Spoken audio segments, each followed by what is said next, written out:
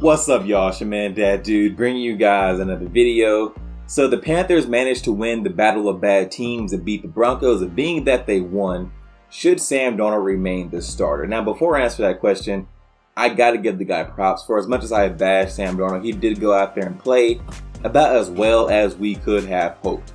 He showed flashes of why he was the second overall pick. Some of the throws he made were just great. That throw he made to DJ Moore in the back of the end zone, great throw. That's that 50-yard pass down the sideline, another great throw. He made some throws that really showcase his arm talent. I've always said that Sam Darnold does have really good to great arm talent. The guy is a talented quarterback. You can't deny that. That is why he was taken so highly in the draft. But he also showed why you can't really trust him, because besides those amazing throws, and those throws were amazing, he showed that he has problems processing what's going on the field. And a lot of those throws are late, and he was locking on the DJ Moore a lot. And some of his throws are also very inaccurate. The guy in one game showed why he was taken so highly and why a lot of coaches buy into his skill set. And also why he's not a franchise quarterback and why he's probably not a starting quarterback. He is way too inconsistent, and the bad usually outweighs the good. He might give you a few games where the good outweighs the bad, but ultimately, the bad outweighs the good with Sam Darnold. And I think this game we got to see the good and the bad Sam Darnold. But again, he played about as well as we could have hoped, especially being that he's coming off injury. He hasn't played at all this year. So again, got to give the guy props. Before, as much as I bashed the guy, I got to say when he played decently well, and he did play decently well. He played well enough for the Panthers to win the game. So, credit to him. But he's not someone I would trust going forward. And that leads to, should he start next week, or I think the Panthers are going to a bye week this Sunday, but should he start for the Panthers going forward? And I really think that just depends on PJ Walker's health. If PJ Walker is healthy, I do think PJ should get his job back. Meaning that PJ got injured in a win, PJ should get his starting job back. And also, I think what PJ has shown us, he has shown highs that are higher than what Sam Darnold can offer. He's a better athlete. I think he has a stronger arm. I think now when it comes to decision making, I don't think he's better than Sam Darnold, but I think he can get away with some more mistakes, as Sam Darnold can because of his athleticism. So I think PJ is the better option. And also the biggest reason why I think they should go back to PJ if PJ is healthy is PJ is the only quarterback on the roster besides Matt Corral, who was injured, who has a chance of being on the team next year. Baker's not going to be here next year. Sam Darnold's not going to be here next year. Whatever coach they bring in, or if they retain Steve Wilkes, I don't think has any reason to keep those guys on the roster, especially being that their contracts are gone this year, or their contracts run out this year. Now, PJ's contract, I believe, also runs out next year.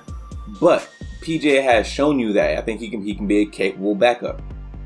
Whether or not he can be a starter in the league, I don't think he has that kind of ability to be a consistent, good starter.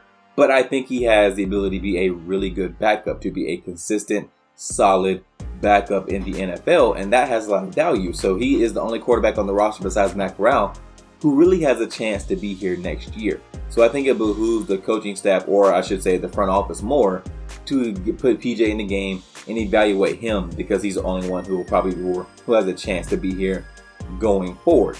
Sam Darnold doesn't have that chance. So yeah, you can play him, but it doesn't really do anything for your team, because since his contract runs out this year, you can't trade him. He's going to be a free agent going into the offseason. So whether or not he plays well or plays badly, it doesn't really do anything for you. Same thing with Baker. Baker's contract runs out after this offseason.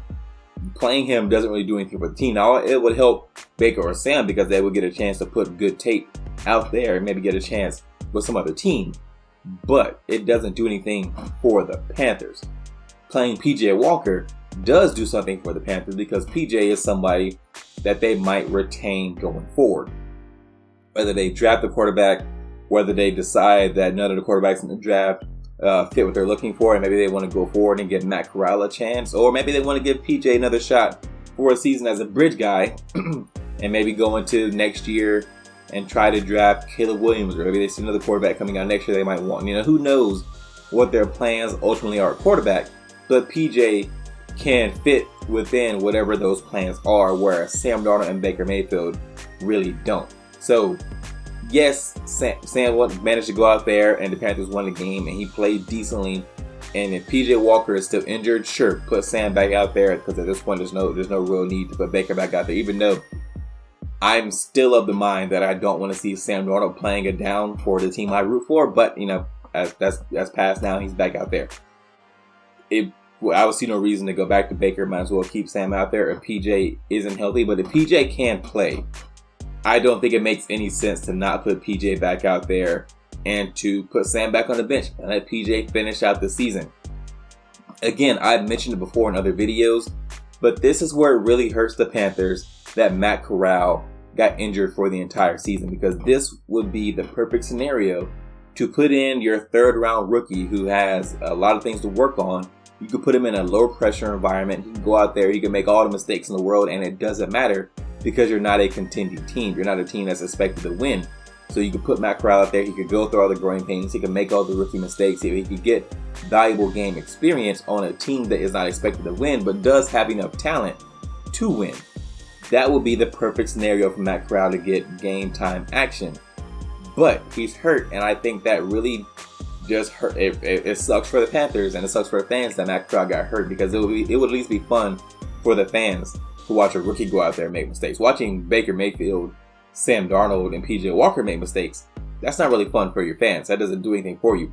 Watching Matt Corral make mistakes, you could at least have the thought that, okay, this is a rookie going through his growing pains, making rookie mistakes, and we get to see the talent, or the talent we think he has and what he could do going forward.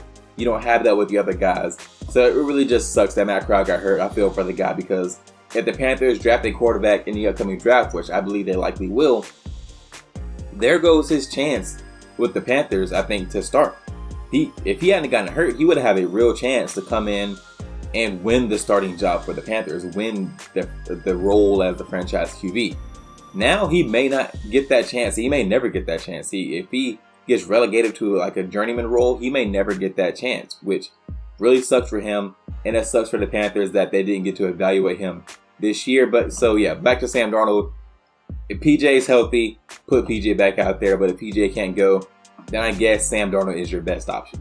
That's all I have for you in this one, guys. If you enjoyed that video, go hit that thumbs up. If you're so inclined, subscribe and leave a comment. I'll respond to almost everything. And I'll see you guys in the next one.